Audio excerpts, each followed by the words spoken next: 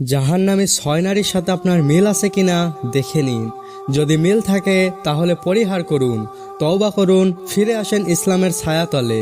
একবার তওবার দরজা বন্ধ হয়ে গেলে সেই সুযোগ আর থাকবে না। আসল জীবন পরকালই, তাই আসুন পরকালমুখী হই।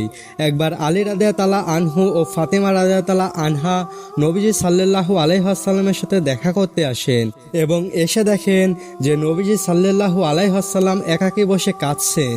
আলী রাদিয়াল্লাহু আনহু বললেন, ইয়া রাসূলুল্লাহ, আমার পিতামাতা আপনার জন্য কুরবান হোক, আপনি কাঁদছেন কেন?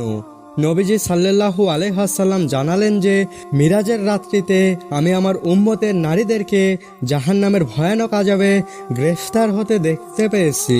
তারপর নবীজি নারীর শাস্তির বর্ণনা শুরু করলেন।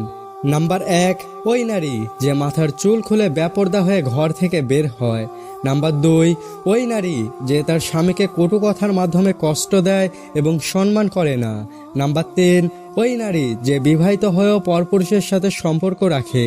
নাম্বার 4, ওই নারী যে অপবিত্র হওয়ার পর পবিত্র অর্জনে অলসতা করে এবং নামাজ কাজা করে ফেলে। জাহান্নামে এদের মুখ দিয়ে আগুন প্রবেশ করিয়ে পায়খানার রাস্তা দিয়ে বের করা হবে এবং একজন ফেরেশতা তাকে প্রহার করতে থাকবে। এবং ওই নারী যে অন্যের সুখ দেখে হিংসা করে এবং উপকার করে খোঁটা দেয়, এদের চেহারা কুকুরের মতো হবে। ইয়া আল্লাহ, উল্লেখিত সব আযাব থেকে তোমার কাছে পানাহ চাচ্ছি। তুমি আমাদের সবাইকে হেফাজত করো এবং এই 6 প্রকার গুনাহ থেকে বেঁচে থাকার তৌফিক দিও আমাদের মা বোনদের। আমিন।